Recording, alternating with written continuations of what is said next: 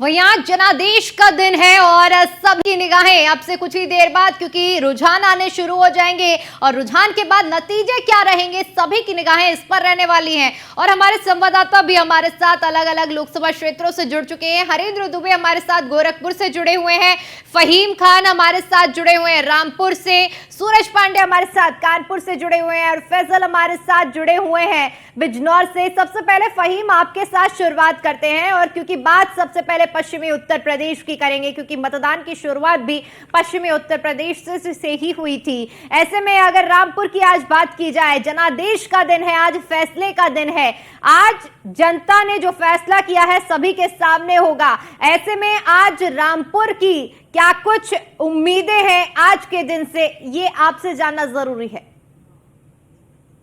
तरह से आपने जिक्र किया रामपुर का, तो मैं आपको बता दूं कि चुनाव की बात हो और रामपुर की बात ना हो तो ऐसा कभी हो नहीं सकता, क्योंकि 45 साल से रामपुर की चर्चा चुनावों में भी और इलेक्शंस में भी सबसे पहले रही है। वजह आप जानती हैं, क्योंकि ये आजम खां का घर है, आजम खां का गढ़ कहा जाता है और आजम खां का किला कहा जाता है, और इस किले को भेदने के लिए बड़ी बड़ी ताकतें लगाई जाती हैं, लेकिन इसको भेदा नहीं जाता। जहां तक मैं बात करूं जो है वो विपक्ष के एकजुटता की और विपक्ष की, तो रामपुर जो है वो एक ऐसी धरती है जो विपक्ष को मजबूती का संदेश देता है, चाहे वो सपा हो, चाहे वो बसपा हो, चाहे वो कांग्रेस हो। इनकी मजबूती के लिए अगर कोई दरवाजा है तो वो रामपुर है, और रामपुर से वो संदेश निकल के जाने वाला है जिसको देखने के बाद देश और दुनिया चौंक जाएगी, क्योंकि ये हमेशा से उलट काम करता रहा है। रामपुर में सरकार जिसकी होगी उसके खिलाफ ही यहाँ लोग वोटिंग करते नजर आते हैं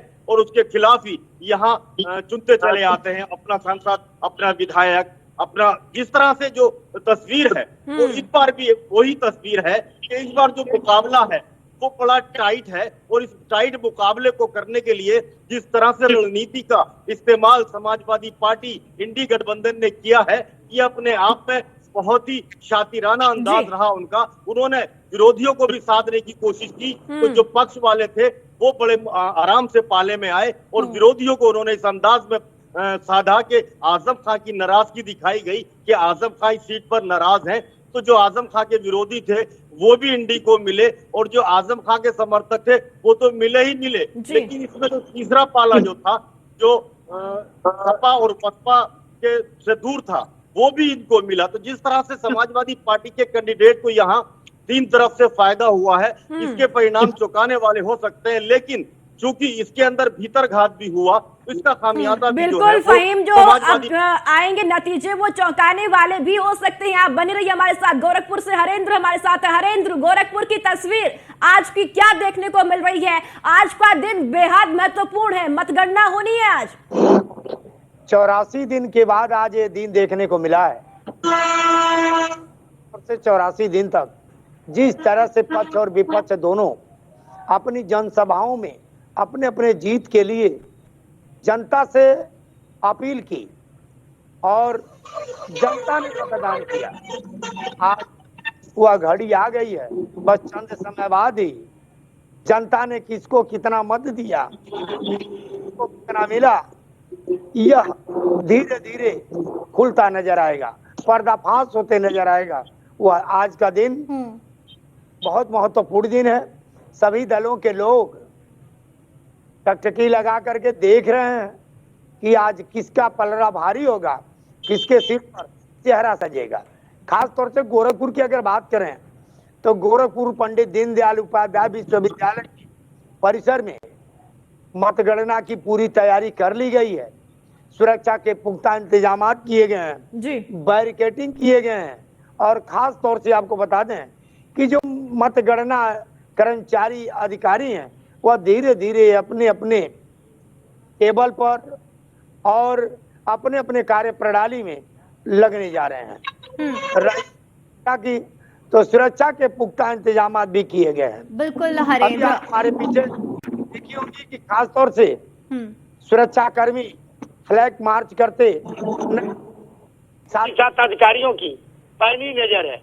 यही नहीं, आपको बता दें कि हॉट सीट के कारण यहाँ पर सभी की निगाहें और सभी की मुस्तैदी ये बयां कर रही है कि कहीं से किसी तरह की अराजक तत्वों द्वारा अगर किसी तरह का व्यवधान डाला जाएगा तो प्रशासन निपटने के लिए बिल्कुल पूरी तरह से हरेंद्र, तैयार है। प्रशासन की ओर से सभी तैयारियां की गई हैं और ये 84 दिनों का इंतजार है जिसको शांतिपूर्ण तरीके से संपन्न कराने की पूरी कवायद जारी है। हमारे साथ सूरज भी जुड़े हुए हैं कानपुर से। सूरज, एक तरफ एंटी इनकम्बेंसी फैक्टर रहा सांसद पचौरी साहब के साथ, उसके बाद टिकट में बदलाव हुआ, रमेश अवस्थी को टिकट दिया गया और ऐसे में जनता ने फैसला तो कर लिया है, लेकिन आज फैसले की घड़ी है, उस फैसले की जो जनता ने किया है। ऐसे में आज क्या सुबह से ही वहां माहौल लग रहा है, किस तरह की तैयारियां हैं, क्या व्यवस्थाएं हैं?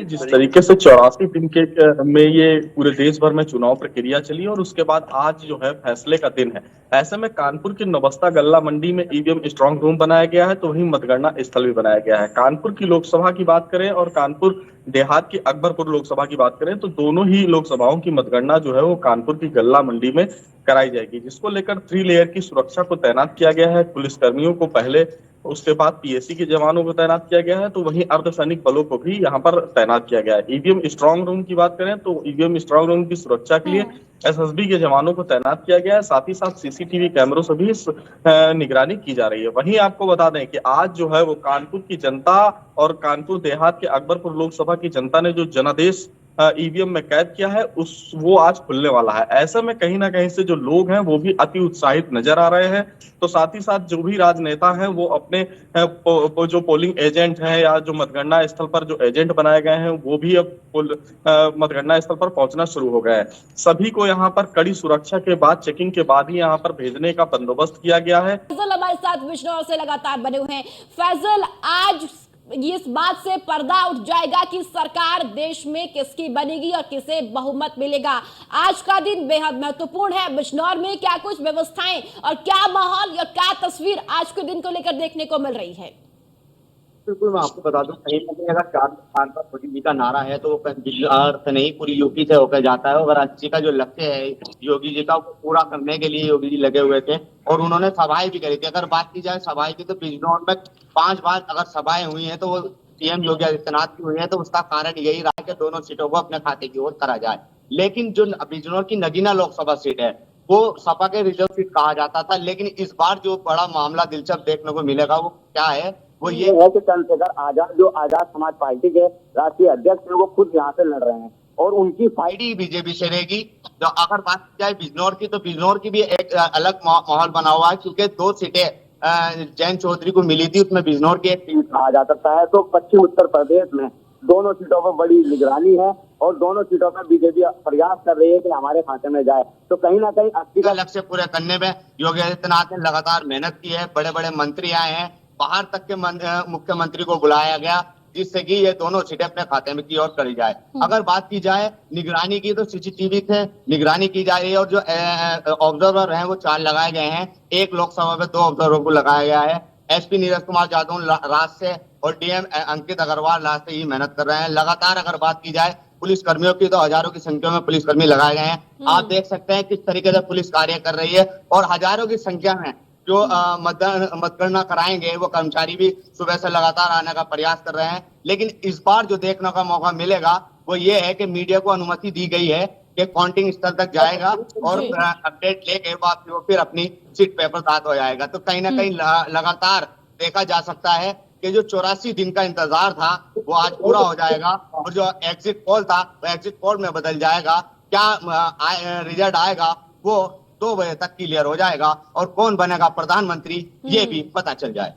बिल्कुल फैसल, क्योंकि आज फैसले का दिन है और जिस तरह से आपने जिक्र किया कि कौन बनेगा प्रधानमंत्री, ये 2 बजे तक तस्वीर सामने होगी। जनता भी आज काफी ज्यादा उत्साहित है।